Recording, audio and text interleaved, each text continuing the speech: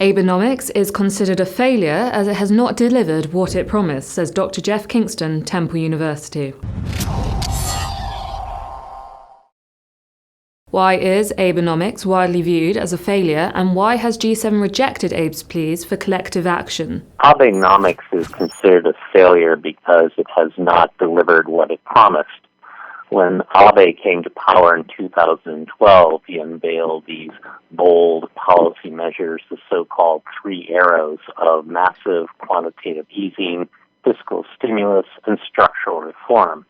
And the aim was to try to lift Japan out of the prolonged, lost decade of low growth that had persisted since the early 1990s. And Abe's efforts were aimed at curing deflation and trying to stoke inflation. But across the board, Japanese, in several polls, have said they don't feel they're benefiting.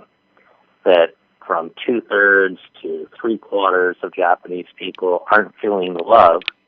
And the economic data doesn't look good either. I mean, the Abe administration was high-fiving because in the first quarter, the economy did not sink back into a technical recession.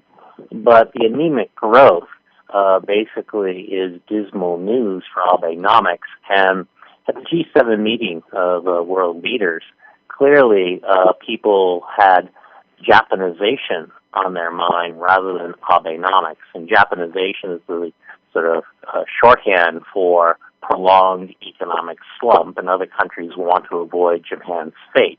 But nobody outside Japan seems to have a lot of faith in Abenomics, and that rumbling sound that you heard in the first quarter was foreign investors withdrawing money from the Nikkei stock index because they have also lost faith. And a recent survey of Japanese corporations, major corporations, revealed that 70% of them expect deflation to persist.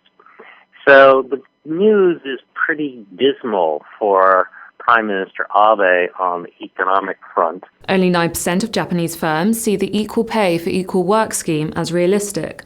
Why do you think this is, and how has it affected the female labor force in Japan? Well, Abe's talked a lot about womenomics as being a key component of Abenomics and part of what is called structural reforms. But aside from rhetorical grandstanding, he hasn't really delivered much on womenomics.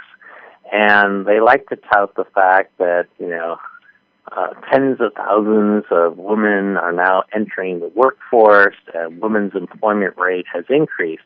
But what they don't draw your attention to is the fact that most of the job growth under Abe has been in non-regular employment. That's like temporary, part-time, dispatched jobs rather than full-time employment. And this is critical because the pay gap between non-regular workers and regular workers is about 40%.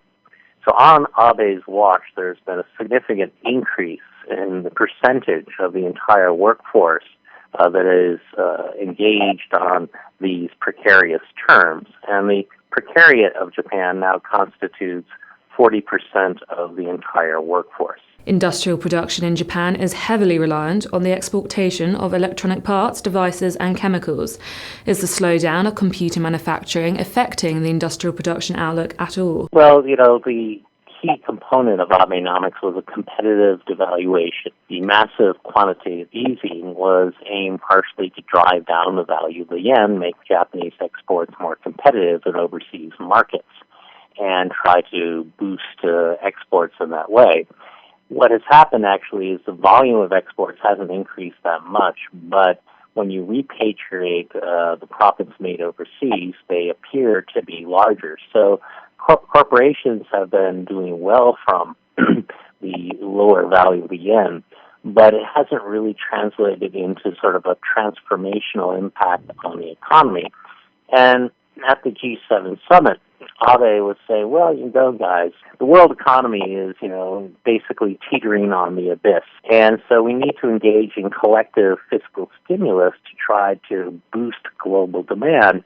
And he met with a rather, mixed audience, and not everybody was on board that plan.